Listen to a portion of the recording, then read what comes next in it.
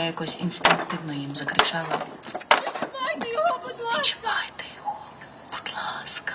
With the help of such a performance, the Center for Civil Liberties demonstrated what Ukrainian civilians illegally detained by Russia go through. The action was timed to coincide with the day of enforced disappearances.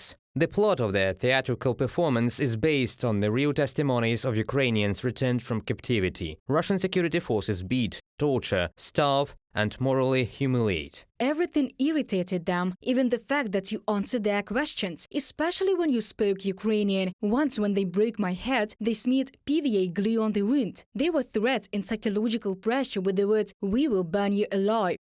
Testimonies of Ukrainian civilians released from Russian captivity from the publication by Center for Civil Liberties.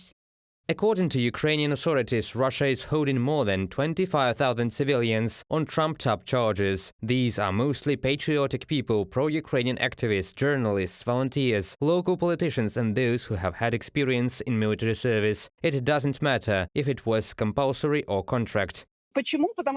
Why? Because these are people who, according to Russia, are dangerous because they can gather some kind of resistance around them, mobilize some part of society, and then the Federation just send them to prison. Ukrainians are kept in pre-trial detention centers, temporary detention centers, colonies, as well as in underground prisons, so-called cellars in Russia, and in the temporarily occupied territory. Human rights activists number about 150 such places. Some civilian hostages are held for years in Russia and they are given long prison terms for allegedly being spies for the Ukrainian army, whereas their fault is only that these Ukrainians remained in the temporarily occupied territory and supported Ukraine with their actions. We have a case when a person was convicted just for the words that it was better under Ukraine. Dmitro Lubinets, Human Rights Commissioner of the Verkhovna Rada of Ukraine, in the comments to Radio Liberty.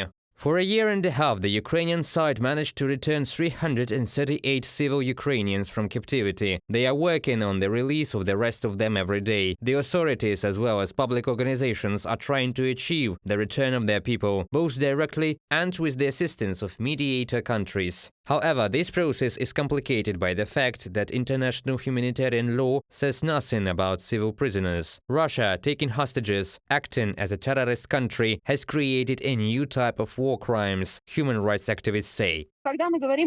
Therefore, when we talk about the exchange, which is described in the international humanitarian law, it primarily concerns prisoners of war, because according to the IHL, they believe that all civilians, of course, need to be released. But this is not about Russia, which is ready to violate not only the international humanitarian law, but also common sense and the normal logic of humane action. The kidnapping of Ukrainian citizens in the temporarily occupied territories has become a familiar tactic for Russia to intimidate civilians.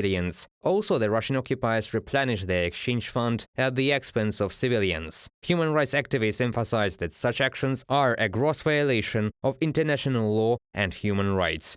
Reported by Vasil Panasiuk, Pavlo Shtelmach, UATV News.